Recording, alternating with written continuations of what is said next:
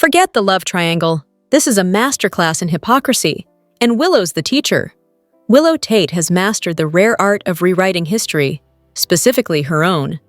Her current crusade to paint Michael Corinthos as an unfit father and emotional tyrant would be more convincing if her own moral resume weren't such a tragicomic scroll of hypocrisy.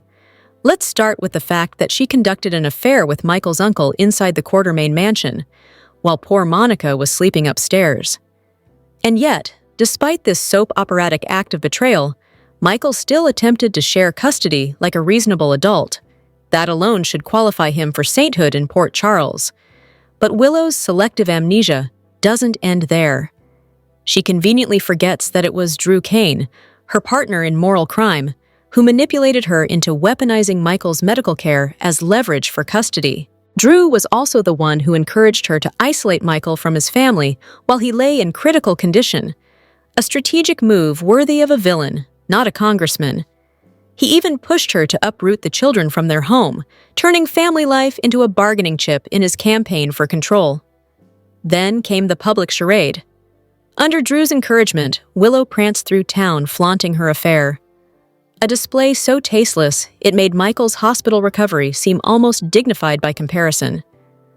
To further cement their villainy, Drew bribed a hospital nurse to lie about Michael's refusal to see Willow, and later deceived her son into believing his father no longer wanted him, all to strengthen his grip on Willow and her children. And in a final insult to reason, she appointed Drew as guardian over her kids instead of an actual family member. Truly, the woman's judgment is impeccable. Meanwhile, Michael's repeated attempts to establish a fair custody arrangement were systematically sabotaged by Drew's meddling and Willow's complicity. They didn't just want Michael out of their lives, they wanted his children too. If justice still existed in Port Charles, both Drew and Willow would have long since been punished, not necessarily by bullet, but at least by the merciless glare of reality. As for the supporting cast of chaos, Detective Chase continues to prove that he couldn't solve a crossword, much less a case. He literally saw Willow sneaking back into the Quartermain house after her supposed grand exit and said nothing. The detective moniker is generous. Michael, on the other hand, needs to stop waiting for divine timing and expose Willow's hand in terrorizing Sasha and Daisy before the hearing arrives. Elsewhere, Jocelyn Jacks's tough girl act is as laughable as her brief stint as an agent, and Drew limping around on crutches looks more community theater than congressman. Tracy Quartermain remains the only beacon of logic in a sea of self-delusion, while the rest of Port Charles seems content to take Ronnie at her word that she's Monica's sister, with not a shred of proof. And let's not forget the daytime Emmys, briefly a reprieve from soap absurdity until Nancy Lee Grahn decided to turn her acceptance speech into a campaign rally. The spectacle was a reminder that even in victory, some actors can't resist lecturing their audience. Whether you agreed with her or not, one thing's certain: her trophy gleamed brighter than her self-awareness. At this point, it might be easier to list what isn't wrong in Port Charles. But until someone calls out Willow for the walking contradiction she is, the show's moral compass will continue spinning wildly, much like its plotlines. Here's what the show won't admit about Drew's shooting. The sloppiest hit in mob history was never Michael's. The Port Charles rumor mill has decided that Michael Corinthos is the obvious culprit in Drew's shooting. How convenient! Never mind logic, motive, or the fact that Michael wouldn't be sloppy enough to bungle a job this badly. Apparently, all it takes is a few bitter voices pointing fingers for the narrative to spiral into absurdity. Let's start with Detective Chase, who seems less like a police officer and more like a spurned ex still pining for Michael. His Willow worship borders on embarrassing, especially given that he and Michael were once supposed to be friends. Now Chase behaves as though that history doesn't exist, and every glance at Willow sends him into saintly defender mode. Brooke Lynn, to her credit, has the most rational reaction so far. She's not omniscient. She doesn't know every sordid detail of Willow's hypocrisy, but at least she isn't sprinting to the conclusion that Michael pulled the trigger. Then there's Drew, the perpetual victim and Port Charles's least deserving hero. His entire existence feels like a long audition for Willow's approval. Meanwhile, Willow herself continues to earn her crown as queen hypocrite. Delusional, self-righteous, and utterly incapable of sound judgment, she asks Drew to lie and cover for her sins while painting Michael as the villain. This, despite the fact that her own antics drove Sasha to flee with Daisy. Michael, by contrast, is guilty of only one thing: not being ruthless enough. For all the pearl-clutching about his mob upbringing, the reality is simple. If Michael truly wanted Drew gone, Drew would be gone. A clean, untraceable headshot, courtesy of Sonny's arsenal, with an airtight alibi already in place. Instead, the writers serve us this farcical setup, where Michael allegedly used Edward's heirloom gun and forgot to plan his cover. The sheer stupidity of it is insulting. Which leads to the obvious. Michael isn't the shooter. The man is too careful, too calculating, and frankly, too competent to orchestrate something this sloppy. Drew framing himself to play martyr for Willow? Now that is soap opera logic. Shoot me, but don't kill me. I need to frame Michael and prove my love. Absurd, yes, but no more absurd than aliens from Lumina or Mikos Cassidy's freeze ray. If not Drew, then perhaps one of the Expendables, Martin Gray, Aunt Stella, Curtis's father, or even a background player the writers pluck from obscurity. Port Charles has never lacked for cannon fodder. Selena Wu, Brick, or Alexis could make sense too, if the writers want actual intrigue. But Michael? No. He's far too popular, too new, and too valuable for the show to throw away on a lazy plot. The tragic comedy here is watching the Peace PD blunder about like the Keystone Cops. Dante and Chase should have been recused immediately, given their ties to Michael and Willow. Yet here they are, botching procedure and leaking information. Their obsession with Michael borders on parody, dragging up his childhood killing of Claudia as evidence of his violent nature, while ignoring that it was self-defense against a woman who had kidnapped his mother and was attempting to steal a newborn. In the end, the Michael did it narrative is nothing but smoke and mirrors. A misdirection designed to drag out a mystery the writers themselves may not have even solved yet. Whoever the culprit turns out to be, one thing is certain: Michael Corinthos is not stupid enough to commit a crime this sloppy, nor sentimental enough to use his grandfather's gun. So let the finger-pointing continue, the wild guesses multiply, and the red herrings flop around. The only crime here is against common sense. The mystery isn't who shot Drew, it's why the writers shot the story. The question of who shot Drew Kane has become less a gripping whodunit, and more a tedious exercise in soap opera wheel spinning. Yet the theories keep circling, ranging from plausible to laughably desperate.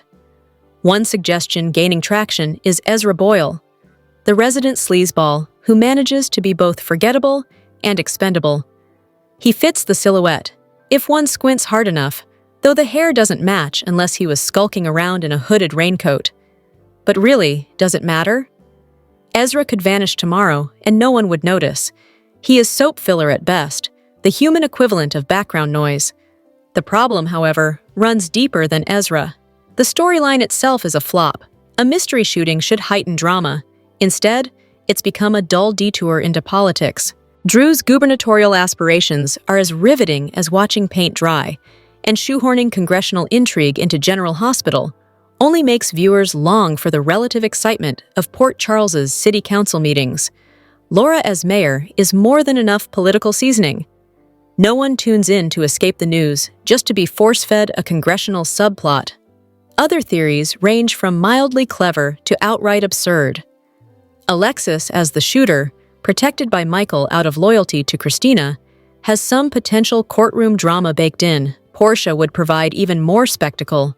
Her medical ethics already hang by a thread. Brad, as the culprit, could tie in past blackmail, betrayal, and the domino effect that cost him Lucas, though it reeks of convenient retcon. And then there's Monica, which would be bold, though unlikely.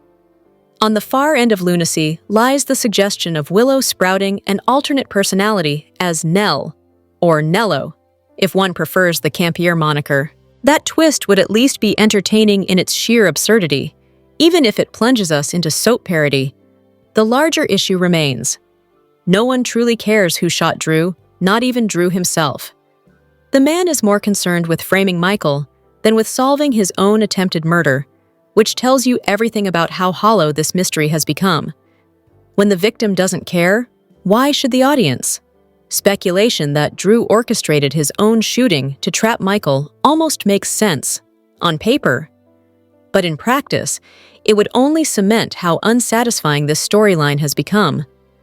The writers will almost certainly attempt a shocking twist with a left-field culprit, or a tragic reveal that ultimately resolves nothing. Either way, the outcome promises to be anticlimactic, predictable, and quickly forgotten. Ezra Boyle may well be the shooter, and if so, congratulations to the writers for choosing the most expendable option available. But whether it's Ezra, Alexis, Brad, or Nello, the truth is unavoidable. This isn't so much a mystery as it is a shrug disguised as a storyline. The real title should be Who Shot Drew? Or more accurately, Who Gives a Drook? They tried to turn a college girl into a secret agent and accidentally wrote the worst spy in soap history. In the ever-expanding circus of Port Charles, Jocelyn Jax's transformation from college girl to covert operative is proof that the WSB will apparently hand out badges to anyone with good hair and a famous mother. Her defenders call it growth. Her critics call it nepotism with a side of delusion. Somewhere between those two truths lies a young woman with potential. If only the show would let her have some flaws instead of crowning her Spy Barbie of the Year. Let's start with the comparisons. Putting Joss in the same sentence as Anna Devane is like comparing a community theater understudy to Meryl Streep. Even Anna herself had early blunders, falling for Faison, for instance, but at least those mistakes were written with depth. Joss's rookie errors feel less like character development and more like plot convenience. If this is supposed to be her spy origin story, perhaps it should come with a bit more grit and a bit less shampoo commercial lighting. Then there's Britt. The once redeemed doctor has now devolved into the bitter comic relief of her own storyline, snarling at Joss like a jealous cheerleader instead of the brilliant physician she's supposed to be. Her misplaced rage at her mother and Jason bleeds into every scene, making her look more unhinged than intimidating. The suggestion that Joss could burn her life down isn't entirely wrong. Britt's history of illegal activities is the kind of gift that keeps on giving. But it's hard to root for either woman when their conflicts feel like recycled cattiness rather than meaningful tension. Carly, meanwhile, is doing her signature dance between maternal concern and total hypocrisy. She wants to protect her daughter, but only on the condition that Joss does exactly what Carly would do, which is, of course, lie, manipulate, and then justify it in the name of family. The irony is delicious. Carly raised a miniature version of herself and now can't quite handle the reflection. The WSB plotline itself is a disaster of tone and logic.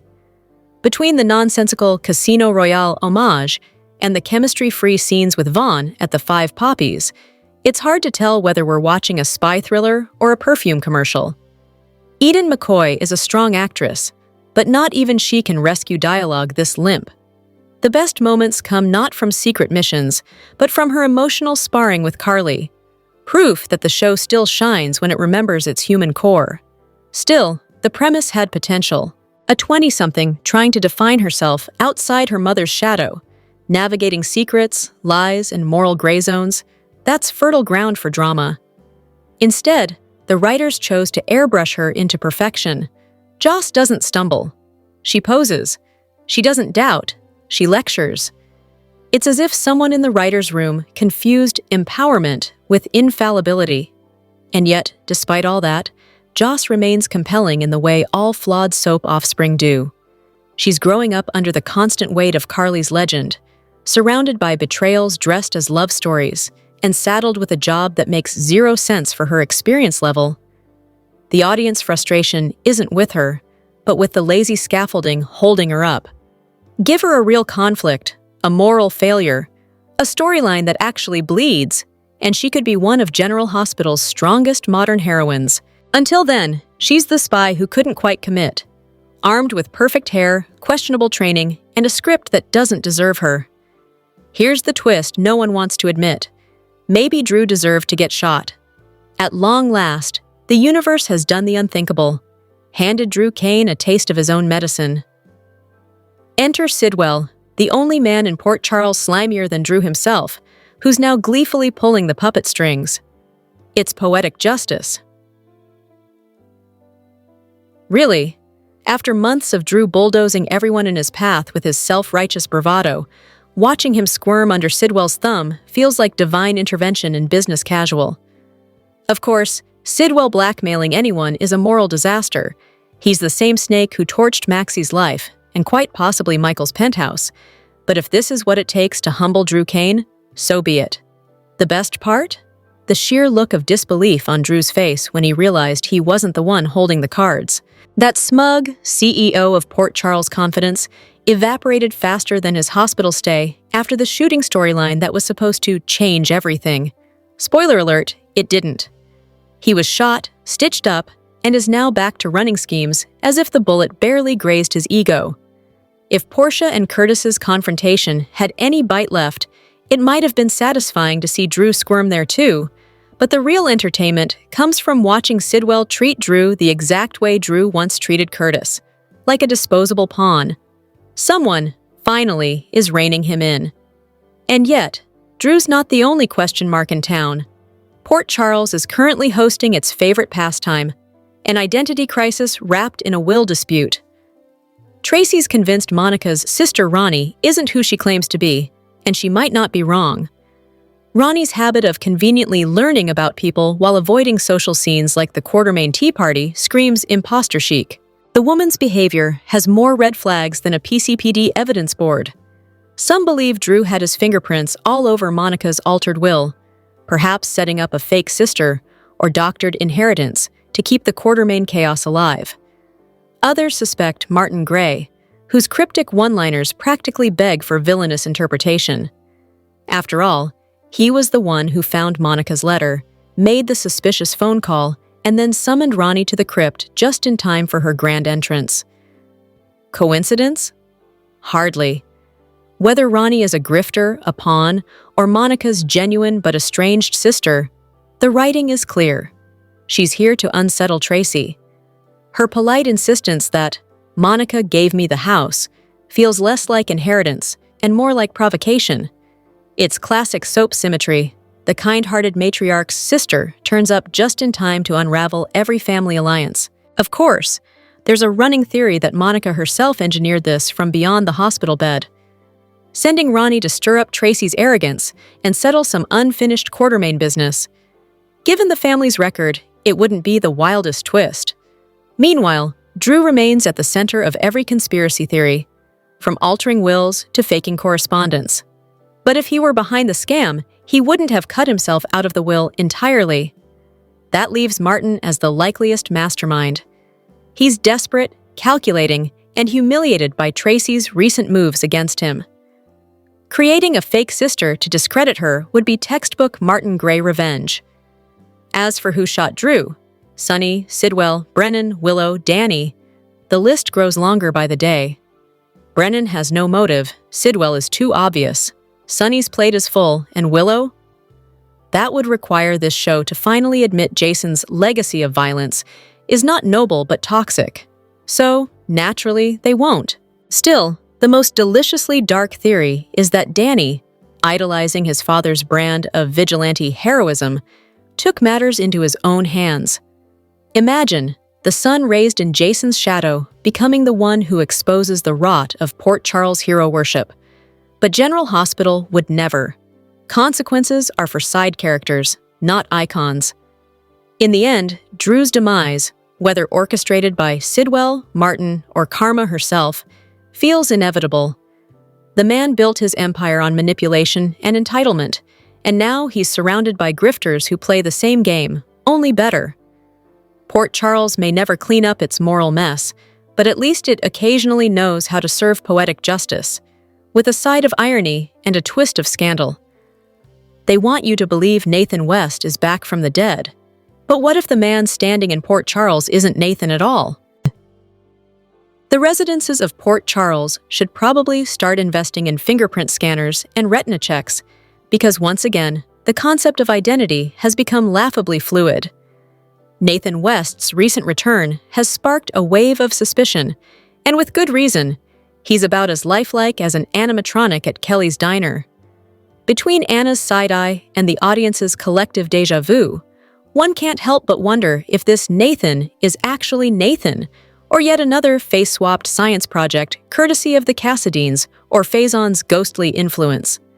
It's not entirely out of left field to suspect brainwashing.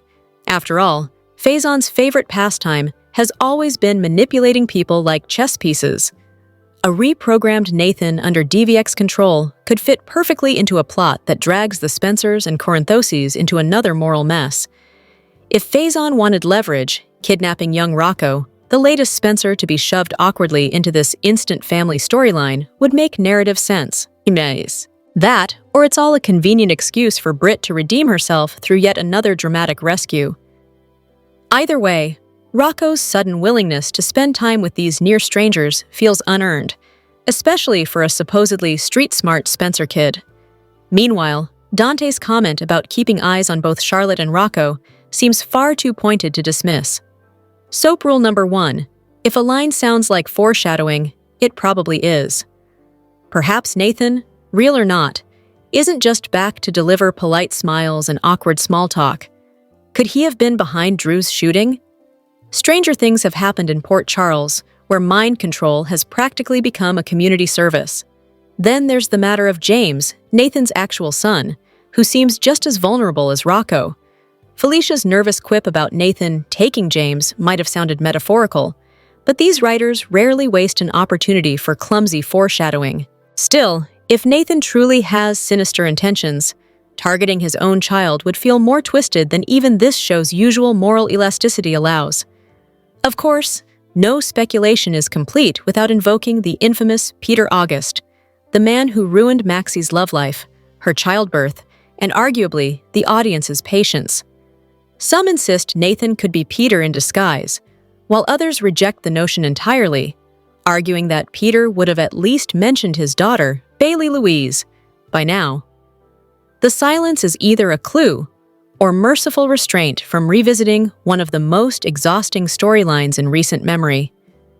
If this really is the real Nathan, freshly escaped from captivity and wandering home with a blank stare and a scrambled mind, that would at least preserve the integrity of his character.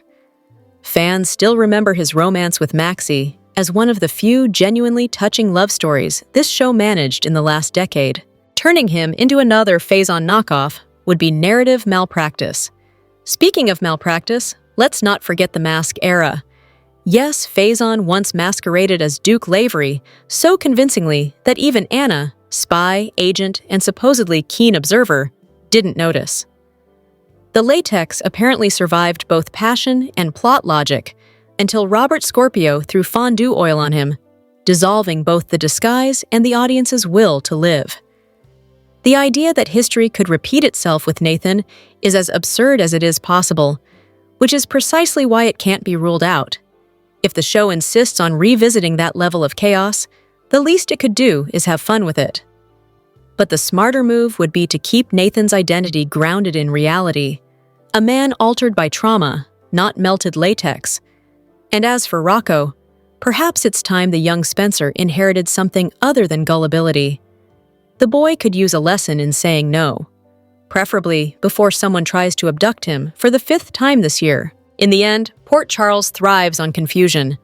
Real or fake, brainwashed or masked, Nathan West's return is less about who he is and more about what chaos he brings. Because in this town, the real mystery isn't who's wearing the mask. It's why anyone keeps taking them off. This isn't a tea party. It's gasoline in porcelain and Tracy Quartermain's holding the match. In the ever-charming madhouse known as the Quartermain Estate, a tea party is brewing, though, judging by the logistics, the tea will likely be cold, overwatered, and poorly steeped. But that's merely symbolic, isn't it? After all, nothing in Port Charles ever gets properly brewed before it boils over. The guest list alone is an exercise in wishful thinking. Between Lulu's prolonged absence, Laura's eternal juggling act, and Olivia's territorial claim to the kitchen, the roster feels like a roll call of either the missing, the meddling, or the mildly unhinged. Throw in Trina and Joss, because someone has to represent the younger demographic, and what's left is a social experiment disguised as female empowerment. Of course, the mere idea of a female power gathering sounds promising until one realizes it's being orchestrated by Brooklyn Quartermain, a woman whose current mission in life seems to be keep everyone from imploding before brunch. She's juggling Michael's growing vendetta, Tracy's endless scheming, and Ronnie's unpredictable moods, all while pretending that cold tea and fine china can fix generations of dysfunction. And Tracy? Where there's tea, there's Tracy. Marco's legal advice for her to rally allies in the Quartermain will battle guarantees she'll turn this genteel gathering into a hostile takeover with lemon scones. One can only hope Stella is there to provide moral restraint, or at least a well-timed eye roll when Tracy inevitably tries to accidentally mention inheritance law over finger sandwiches. Then there's the matter of props. The tea set, allegedly Lila's, adds insult to injury for longtime viewers. Tracy gifted Lila's favorite set to Violet in a touching moment of legacy, yet somehow Brooklyn is now using it for casual theatrics. Continuity? Apparently optional. A simple line acknowledging a second favorite set would have sufficed. But why bother? When the show can instead have characters pour lukewarm water from an electric kettle and pretend it's refined hospitality, even the departed aren't spared. The mention of Alice, gone from both Port Charles and this world far too soon, serves as an accidental reminder that the show once wrote with heart. Her exit, masked as a quiet retirement after a heart transplant, lacked the emotional weight her character deserved. And yet, here we are, still mourning both the character and the actress, still wishing for the decency of a farewell scene. As for the uninvited, Carly and Sonny are safely off the list, which means the collective blood pressure of the room may actually stay below critical. Lucy, however, remains the wild card. She's the human equivalent of a champagne cork, inevitable, noisy, and guaranteed to ruin someone's good blouse. Whether she arrives to spill the tea or sell the mansion out from under its occupants, she'll at least make things interesting. Speculation runs wild about other cameos, Anna with her exasperated side-eye, Felicia wandering in to help, and perhaps even a Lois cameo to inject some Brooklyn attitude into this overly civilized chaos. And in the background, the darker whispers persist. Brad, Drew, and the messy fallout of secrets and sedatives. The argument that Brad had motive to shoot Drew isn't far-fetched, given the trail of manipulation, blackmail, and misplaced guilt. Yet the real mystery isn't who pulled the trigger. It's why the show insists on dragging characters like Brad and Selena Wu in and out of storylines like spare furniture. If Port Charles insists on reviving old ghosts, Heather Weber remains the most convenient scapegoat. When in doubt, blame Heather. She's practically the town's official plot fixer. In the end, the Quartermain Tea Party promises less empowerment and more pandemonium. A carefully staged tableau of porcelain civility, ready to shatter the moment Tracy lifts her cup. General Hospital spoilers and updates for Monday, October 20th. Tease tea party fun, plea advice, and a tense confrontation. Ronnie Bard plans fun for the tea party guests, Nathan West gives plea advice, and Carly Spencer confronts Jack Brennan. Stella Henry has a warning for Tracy Quartermain, as she tells her she might have some trouble on her hands anyway. Tracy's getting ready to go to the tea party that Brooklyn Quartermain Chase is having for Ronnie. At the Quartermain mansion, Tracy hired Marco Rios to prove Ronnie and the version of Monica Quartermain's will read were fraudulent. Tracy was confident that Marco could help her, even though he said sometimes contesting wills can take years. Might the taking years be what Stella is warning her about? In the meantime, the tea party is already starting, with Brooklyn and Olivia Quartermain in the Quartermain mansion with Ronnie. Ronnie stands at a table near the tea set, which was antique and once owned by Lila Quartermain.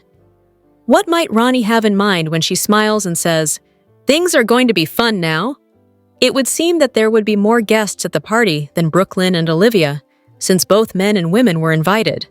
Of course, once Tracy does arrive, she'll be thinking the worst and do everything she can to ruin the party. In the meantime, at the Port Charles courthouse, Willow Tate and Nina Reeves are both being arraigned. Willow, for the attempted murder of Drew Kane. Willow is at the front where the accused sits in court, with Drew sitting behind her. Drew can barely believe what's happening as he tells Willow, who turns around at the sound of his voice. How in the hell can something like this happen? Of course, Drew is intent on proving that Michael Corinthos was the shooter, but the gun showed up in Willow's room at Elizabeth Baldwin's house. Has Willow been denied bail until her trial? Or what in the world is happening here? In the meantime, Nina is also in the courtroom and Nathan is there with her. He and Marco Rios both advised her to take the plea deal. This meant she had to recant her alibi, which had also been Willow's alibi. Nina already complained that the video footage that crumbled her alibi had to be deep-faked, because she was with her daughter at the time in question. Again, Nathan gives her plea advice, telling her to go take the plea deal, both he and Marco having previously warned her if she didn't, both her and Willow would go to prison. Will Nina take Nathan's advice, or risk both hers and Willow's freedom? In the meantime, back on the Quartermain property, Dante Falconeri is advising Michael. He had taken his badge and laid it on a table as they talked. He had told Michael he was talking to him as his brother, not as a police officer, and now he gives him some legal advice. He obviously believes Michael could have framed Willow and quite possibly be Drew's shooter. Michael doesn't look too pleased to hear what Dante has to tell him. Dante tells Michael that he has to come forward and turn himself in. In the meantime, at Carly's house, she's still in the kitchen, where previously Jason Morgan had told her that Jocelyn Jacks was in the WSB. She and Jocelyn had a long talk, in which Carly kept gently digging for Jocelyn to confirm what Jason said. Jason told her that Brennan had recruited Jocelyn for the WSB and warned her she wouldn't divulge her cover. But freaking out Mama Carly had to get her out. Now she confronts Jack, revealing that she knows, upset as she demands, "How could you keep me in the dark about my daughter?" Now, of course, she's unwittingly revealed that either Jason or Jocelyn must have spilled. General Hospital spoilers indicate that Jason Morgan finally spilled the beans to Carly Spencer about something he's known about for a while. Her daughter Jocelyn Jacks is WSB. Not only that, but Carly also learned that her boyfriend Jack Brennan not only knew about it, but he also recruited Joss into the agency. Heck hath no fury like Carly Spencer scorn.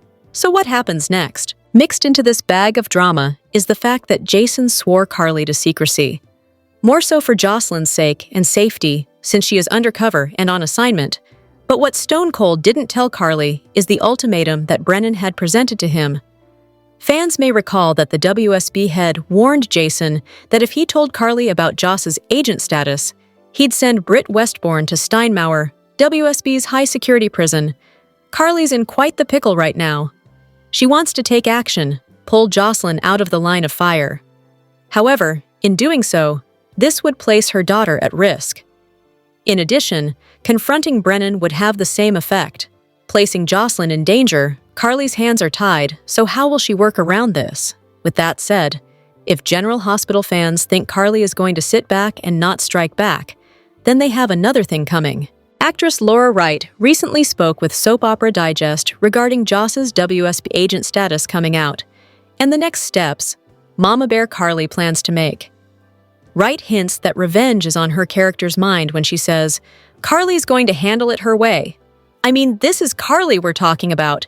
In her mind, it's, "I'm gonna do whatever I have to do."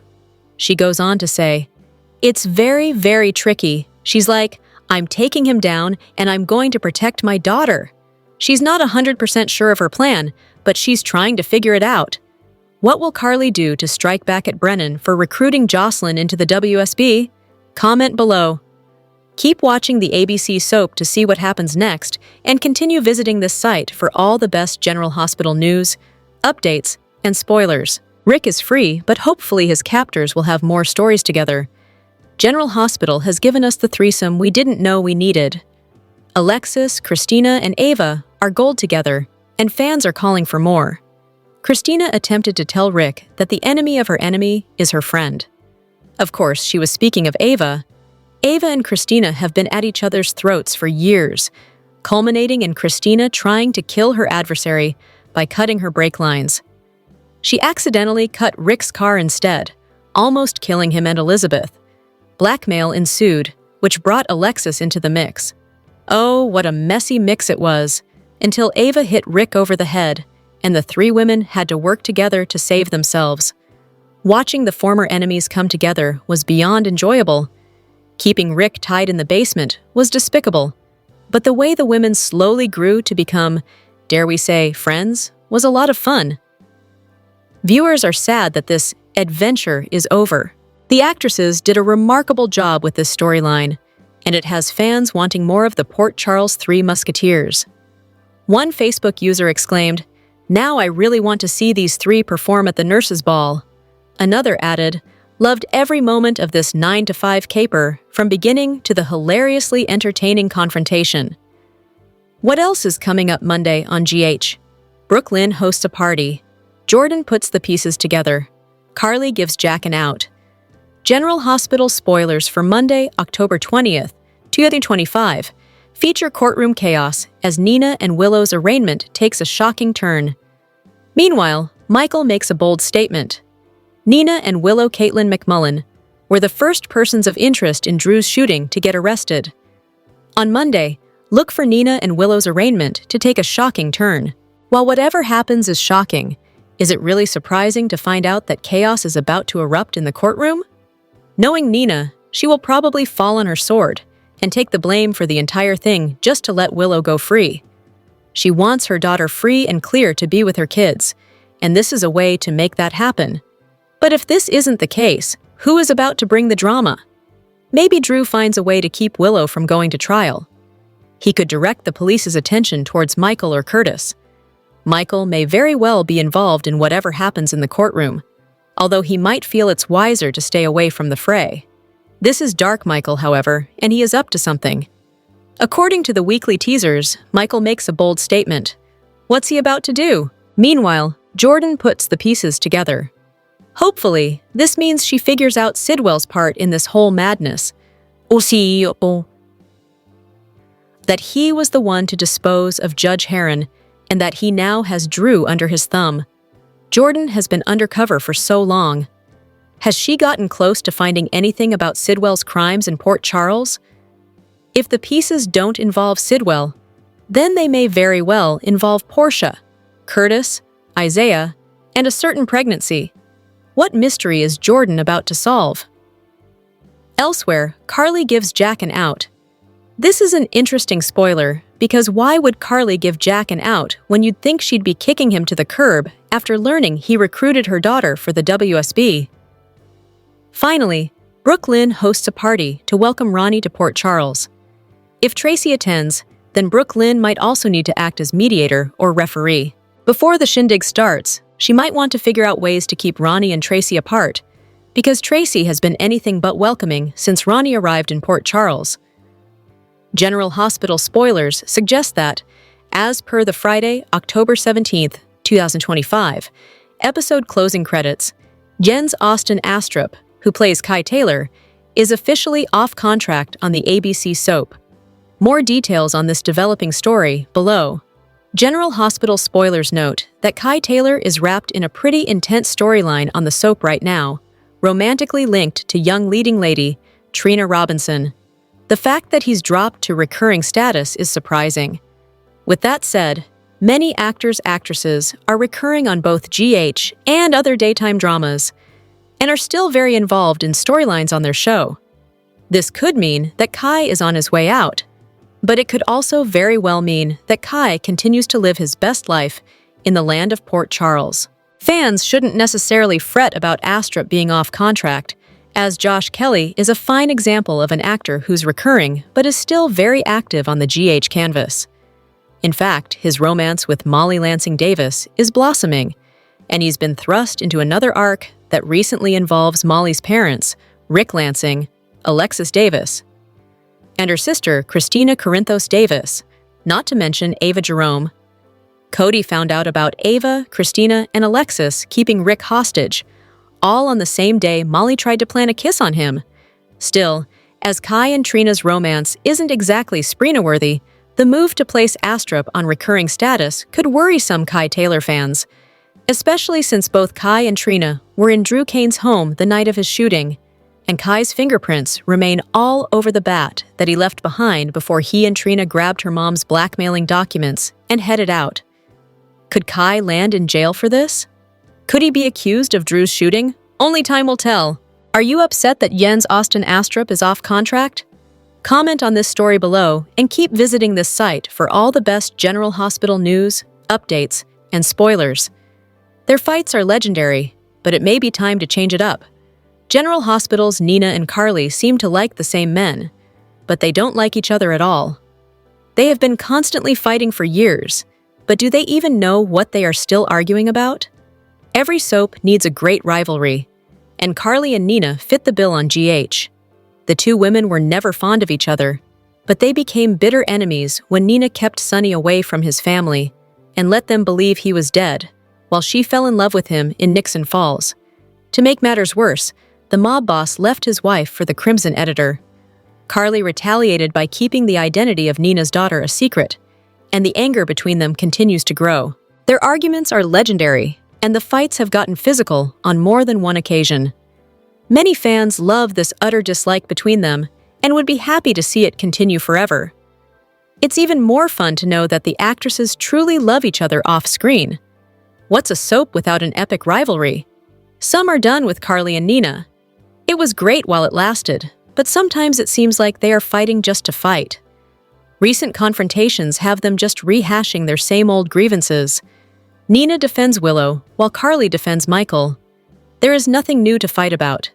There was a point where the two women teamed up to get Willow away from Drew. They were actually on the same side, but that didn't last long because their plan failed. They went right back to bickering, but some fans would have liked to see them become friends. General Hospital Spoilers report Police Commissioner Anna Devane just instigated the joint arrests of Willow Tate and Nina Reeves. The mother-daughter duo is going down for attempted murder and conspiracy to commit murder. Ouch! It seems that Nina's faulty alibi was poxed by camera footage, placing her at her penthouse apartment on the night in question. That left poor Willow flapping in the wind without an alibi, and the police wondering why she and Nina made up a story to corroborate one another's whereabouts when Drew Kane was shot. But Anna is no rookie. Willow is convinced that Michael Corinthos set her up, and it may not be long before Anna questions whether she's right. Moreover, Anna could end up suspecting Michael and Drew have a lot more in common than the woman they both fell for. Sonny Corinthos wasn't mincing words when he called Michael's alibi into question on the night Drew was shot. Hooking up with a call girl, the same one who partied with a drug-induced Drew the night he cheated on Willow, is hardly Michael's style. Jacinda Bracken covered for Michael in exchange for payment. But what happens when her money runs out again? Will Michael be covering this up for the rest of his days? Will Jacinda start to feel a certain way about being complicit in this if she begins to think Michael set Willow up? With the right amount of pressure applied by Anna, and this house of cards may begin to fall. For the last couple of weeks, Drew has been silently plotting to take Michael down by claiming he spontaneously remembers who shot him, and blaming Michael for it. Sure, it's apparently not true, but that is entirely beside the point. Drew committed to this plan with Willow.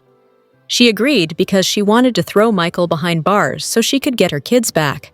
When Michael came to her with an olive branch to visit with them, she thought they may not have to take things that far. But now she's furious and believes he set her up. Will she push Drew to retaliate? And if so, will Anna see right through it and call Drew's claim too little too late? Of course, we can't consider that Anna will see right through Michael's shaky alibi and Drew's finger of blame without looking at the woman at the center of all of it. When Willow told Harrison Chase that she would never shoot Drew because she loves him, it was almost believable. Her anger at her mother in recent weeks could serve as support that she was never a part of the false alibi construction, even though she didn't exactly correct for it either. With little left to lose and the gun being all too easy to find in Willow's room, will Anna start to smell a rat? If so, who will she turn her focus on first? Michael or Drew? Stay tuned for more GH news and spoilers just ahead. General Hospital spoilers claim Valentin Cassadine was welcomed back with open arms this week, at least from the fans and his loving daughter, Charlotte Cassadine. Jack Brennan and Anna Devane may feel quite differently about it. Valentine's stint in Steinmauer doesn't look to be over anytime soon, but he still proves that won't get him down. It appears he is every bit as engaged in criminal activity from the inside as he ever was on the outside. What more would we expect from a veteran WSB agent? But die-hard Valentine fans need something more to latch onto, and they think they spy away that this Cassadine finds his way home sooner rather than later. Lulu Spencer traveled all the way to Switzerland with Charlotte to arrange for a father-daughter meeting. It was the least she could do to mend any remaining rift with her daughter, caused by taking her away from him. Hearing from Valentine himself that he allowed himself to be arrested so that Charlotte would be forced to go home to Port Charles and have a normal life with Lulu might have instilled new confidence, but that doesn't mean Lulu is turning her cheek to who she knows Valentine really is. Neither should the fans. Lulu and Charlotte engaging with Valentine again telegraphs one thing, though. We're bound to be seeing more of him soon. The last time we saw Valentine stateside, he wasn't hanging on Spoon Island. He had lost the island long ago, but rumor has it that Windermere just isn't getting the same kind of love and affection that it used to. Jen Sidwell seems to be fond of the parapet, but that's about it. Fans are longing for more screen time on the island, and possibly even a peek into the tunnels this Halloween season. Could it be that Valentine has been working with the likes of Sidwell and Professor Henry Hank Dalton all this time? If that's the case, he just might find himself right back where it all started soon. But that's not the only concern fans are mulling around. Sidwell and Dalton are both newer characters to the canvas, while Valentine has been around for ages. General Hospital spoilers are in for the week of October 20th, 2025. Fans can expect Nathan West and Lulu Spencer to reconnect. Speaking of Lulu, she has a debate with Lucas Jones. Plus, Alexis Davis faces another temptation. Keep reading, and let's talk about what is coming up in the ABC soap opera. Let's start off with Nathan and Lulu. Fans might recall that it was Lulu who called 911 after Nathan had gotten into a crash. At the time, Lulu couldn't see his face. Now Nathan has been released from the hospital and is declaring he wants to reclaim his old life. Nathan might thank Lulu for getting him to the hospital. Meanwhile, Lulu might question him on what his next move is. Later, Lulu gets into a debate with Lucas. Over with Alexis, she just about got busted when Cody Bell freed Rick Lansing. Now that he's free, Rick has agreed to lie to everyone. This includes his own daughter, Molly Lansing Davis, with a cult cover story. Next, Alexis will get tempted somehow. General Hospital spoilers for the week of October 20th reveal that Nathan shows up in court and urges Nina Reeves to take the plea deal before it's too late. Then, Willow gets devastated news at her arraignment. In a preview clip, Drew Kane wonders how this even happened. So, it sounds like Willow won't get bail or bond and might have to stay in jail. Michael Corinthos isn't in the clear yet, though. Dante Falconeri orders Michael to turn himself into the police. By the end of the week, Willow meets her new attorney. Week of October 20th, 2025. Jordan Ashford puts the puzzle pieces together. Is this regarding Portia Robinson's pregnancy? Kai Taylor gives another apology to Curtis Ashford. However, Astrup has been taken off contract according to the latest credits. That's a shame, as I absolutely love Kai and Trina Robinson together. Tracy Quartermain's battle with Veronica Ronnie Bard gets even worse. Valentine Cassadine faces a surprising face. Carly Spencer just happens to give Jack Brennan an out. Say what? After what he did to Jocelyn Jacks. Also, Cody meets his new employer. Also, Brooklyn Quartermain receives some bittersweet news. Which storyline are you looking forward to seeing the most during the week of October 20th, 2025? Share your thoughts in the comment section below. Remember to